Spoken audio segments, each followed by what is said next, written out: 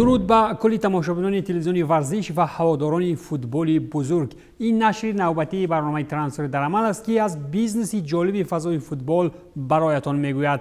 سرآغاز برنامه امروز دیگر باره باید گفت که سکوادرا اتزورا و یا منتخب ایتالیا پس از 37 بازی ناشکست در 1122 روز اخیراً شکست خورد و این هم در نیمه نهایی لیگ ملت‌ها از منتخب اسپانیا اتفاق افتاد.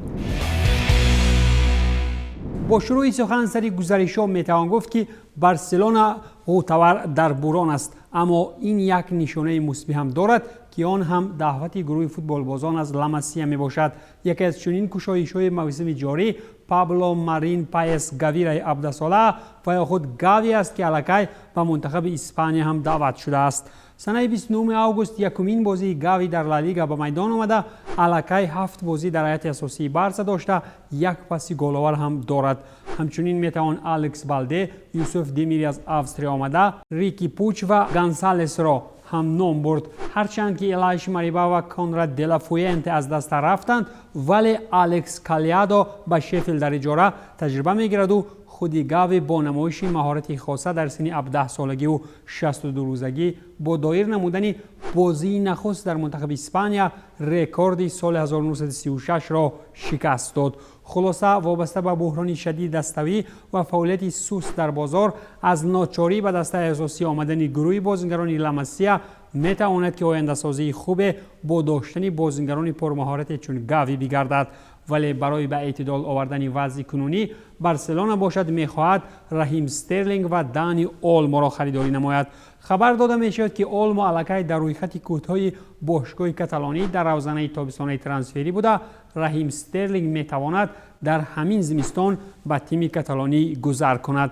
همچنین ژورنالیست آریال دامینیک میگوید که خود استرلینگ هم راضیگیش را در خصوص این گزارش داده است و ممکن که مهارت خاصه بازیگر منتخب انگلیا تا جای برایشان کمک رسان بگردد. همچنین نباید فراموش کرد که حمایتگر ملنگ سار میتواند ادامه مسند ورزشی در روسیه کند. آگنتین حمایتگر چلسی ملنگ سار در خصوص اشتیاق از جانب تیم‌های روسی چنین گفت: من شنیدم که لوکوموتیو و چند از تیم‌های دیگر روسی به سار توجه کردند، اما یگان پیشنهاد دقیق تا حال نشده است. اظهار نمود آگنت بازیگر فدریکو پاستارلا.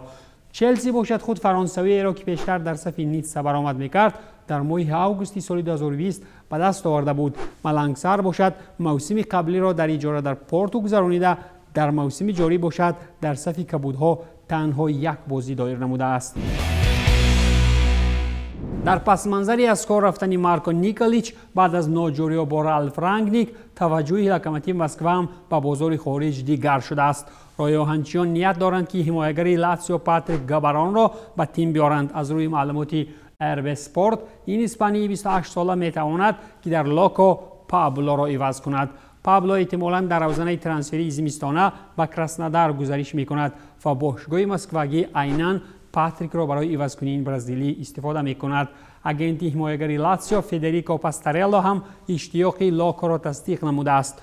چگونه که در برنامه پیشین از سر و صداها اطرافی در موقع نیکولیچ و لاکو آمدن رابرت کلاوس و یا دومینیکو تدسکی را میگفتیم، عین زمان باشد آوازها اطراف آن بلند شده است که رالف رنگنیک با سابق سرمربی بروسیا دورتموند لوسین فاور در حال گفت و شنیدها قرار دارد.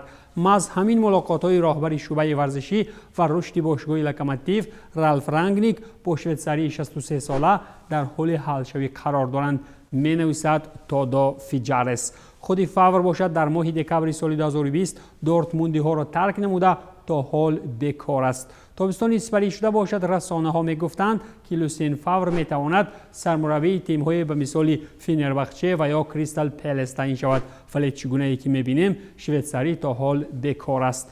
یادرس میکنیم که مسند مربیگری لوسین فاور شویتزاری برایمان وقتی کارش با دسته های بروسیا مونشنگلادباخ، گرتا، سیوریخ و نیتسا و منتخب شویتزاریا معلوم است. وضع فعلی اینتر میلان سرپرستی شونده از جانب مالکان چینی باشد. پس از گرفتن قهرمانی در انتظار در ایتالیا آرامشی پس از تندباد را میماند. جانب نراتزوری پس از استقبال اسکودتوی ارزشمند به درجه بی‌مدار و بی‌حال است که دو بازیگر کلیدی و کانته ذکاوتمند را از دست داد و بر زمین سر و سیموار به 100 میلیون یورو نیاز پیدا کرده است. از این رو راهبریت نراتزوری نیت دارد که لوتارو مارتینز، نیکولو بارلا، میلان شکرینیار و یا الیساندرو باستونی را فروشد. کل این از برای تیم ایتالیایی به خاطر جبران کنی ضررهای پولی به میان آمده در حجم 100 میلیون یورو از دوره ینور تا ماه یونی سال 2022 می باشد. بر زمین اینتر می‌خواهد برای الکسیس سانچز و آرتورو ویدال دسته نو بیابد. سانچز و ویدال باید با هر راهی نباشد از دسته دور کرده شوند، چرا که در دوران بحرانی چیلگی‌ها از همه بیشتر معاش می‌گیرند. همچنین راهبریت نراتزوری از آن خشمگین است که سانچز در خصوص وقتی کمی بازیکنی داشتنش پیوسته شکایت به جامعه فوتبالی میبرد و از این رو حمله‌ور را در ماه ینور فروختنی اند. ویدال باشد در ماه ینور از دست رفتن نمیخواهد، چرا که مهلت شرطنامه او تابستان سال 22 انجام دارد و این چیلگی میخواهد اقلا تا تابستان سال 2022 با معاش‌های هنگفت پس‌اندازها را پر کردن گیرد. یادداشت میکنیم که چیلگی‌های نامبرده گرانمزدترین بازیگران دسته بوده. الکسیس سانچز 7 میلیون یورو پس از پرداخت اندازها میگیرد و مزد کاری آرتورو ویدال باشد به 6.5 میلیون یورو برابر است. خلاص که اینجا اینتر در تلاش خلاصی از بازیگران گرانمزد و کم کردن مصرفیات‌ها بوده. چیلگی‌ها باشند زور میزنند که از درآمد هنگفت محروم نشوند، چیزی که البته آخرش جنجال و نافهمی‌های نابرابر را به بار می‌آورد. نافهمی‌های بین بازیگر و باشگاه البته که در فوتبال معاصر چون کرونا ویروس کلی دسته‌ها را پیگیر شده است. چیلگی‌های اینتر اگر مبلغی کلان می‌گیرند، نیکلاس زوله در باواریا باشد از کم بودن معاشش شکایت برده احتمالاً دسته را در تابستان ترک می‌کند. حمایتگر می‌خواهد که سالانه 10 میلیون یورو کار کند، ولی باواریا در کارهای اقتصادی ماهر و این طلبات‌ها عموماً راضی نیست. این بازیگر 26 ساله منتخب آلمان پیشنهاد از تیم‌های پرمیر لیگ انگلیس دارد و بنابر سبب آنکه گفت و شنیدها در خصوص شرطنامه نو با میونخنی‌ها سست پیش می‌روند، نیکلاس زوله می‌تواند به پرمیر لیگ انگلیس کوچ‌بندی کند. خبر می‌دهد ژورنالیست سپورت دی فلاریان پلاتنبورگ. از روی معلومات سرچشمه سرمربی باواریا یولیان ناگلزمن اشتیاقمند است که شرطنامه کاری با زوله تمدید شود، اما چند از راهبران باشگاهی در این کار شبهه‌ناکند. محض از برای درست نگرفتن مناسبت‌های داخلی هانس دیتر فلیک از وظیفه کنار رفته بود و اگر کار چنین ادامه رفتن گیرد، ناگلزمن جوان هم می‌تواند تومه چنین گیرودارها شود. دوشان ولاخوویچ سربی چون سروال زیرکی نزد دریای نیل با نمایش قدرتمندی خاصه در تحمل گذاری در فیورنتینا به درجه مقام خاصه پیدا کرده است که دسته های ابرقدرتی به مثال منچستر سیتی، یوونتوس، تاتنهام و اینتر نسبت این سربی در بازار دعواگرند. خودی دسته تورینی به ولاخوویچ شرطنامه 5 ساله با معاش سالانه 5 میلیونه پیشنهاد کرده است. اطلاع می‌دهد ویولا نیوز. ولی در این برابر جانب فیورنتینا هم پزمان تمدید شرطنامه با حمله‌ور سربی خود است، از چیزی که ولاخوویچ با میل تمام دست کشیده است. یوونتوس نوابسته از این نامزد اساسی برای خریداری دوشان ولاخوویچ بوده. باشگاه تورینی الکی با آگنت این فوتبالباز 21 ساله گفت و شنیدها گذرانیده است. از روی اطلاع سرچشمه خود ولاخوویچ مایل است که به یووه گذر کند، اما باشگاه خودی او را به تیم‌های خارج فروختنی است. انتظار می رود که اینتر و میلان نسبت فوتبالباز از سربیا برای بحران مالیوی دست درازی نخواهند کرد. دسته قدرتمندی تورینی باشد میخواهد این نفر را به مثال نقشه ترانسفری فدریکو کیزا وارد تیم کند. کیزا هم نخست با اجاره 2 ساله با حق خریداری 60 میلیون به یووه آورده شده بود. نقشه دیگری خریداری بارسلونا میتواند که حمله‌ور لیورپول شود پس از آنی که آگنت دیوک اوریگی مزاجش را به بارسلونا پیشنهاد کرده است، میرساند کاتالونیا رادیو.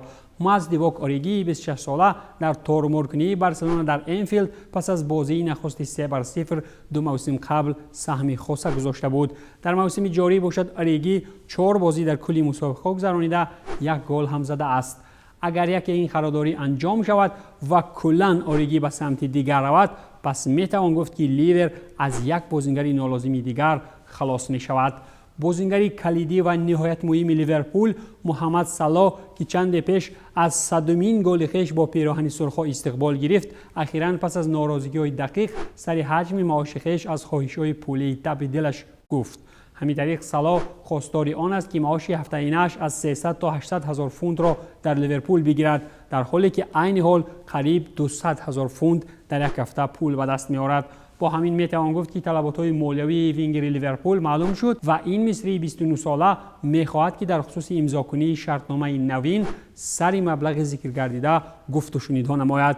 به نظر شخصی من پس از نشانداد فوق‌العاده جالب آماری محمد صلاح با پیراهن سرخ در مدت کوتاه باید که شرطنامه نوین با معاش خواستار شده نوشته شود، اگر که البته برای این تیم صدرنشین جدول و خیره نکردن تبدیل کلوب پسندیدل باشد.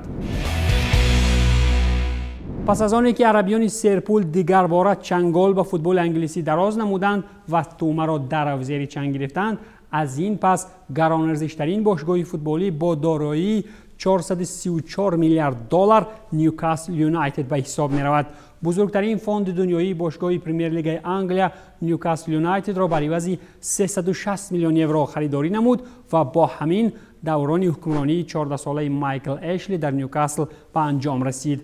مخلصان دسته نیوکاسل از آن طبل شادی میزنند که دسته محبوبشان از این بعد به پولهای اشلی خسیس محتاج نیست و شاهزاده میراثبر عربی محمد بن سلمان دلخواه بازیگر قدرتمند سیاره را پول باران کرده به نیوکاسل آورده میتواند. هرچند که نیوکاسل در طول تاریخ نوین خویش تنها در موسم سالهای 95-96 و 96-97 زینه دوم را در پرمیر لیگ انگلیس اشغال نموده بود، مایکل اشلی باشد این دسته را سال 2007 بر عوض 150 میلیون یورو خریداری نموده بود و این چیز دیگر با عمق تاریخ فراموش ناپذیر می رود.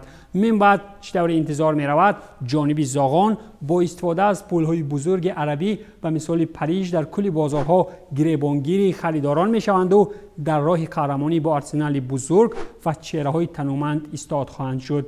چطور انتظار می رود عربی‌ها از این بعد نیت دارند که سرمایه‌گذارای بزرگ وارد دسته نمایند و الکی کار را از ماه ینور شروع می کنند، ولی از سبب‌های ویران نکردن نظام داخلی فیرپلی انگلیسی و طلبات‌های اویفا احتیاطکارانه دست به کار می شوند.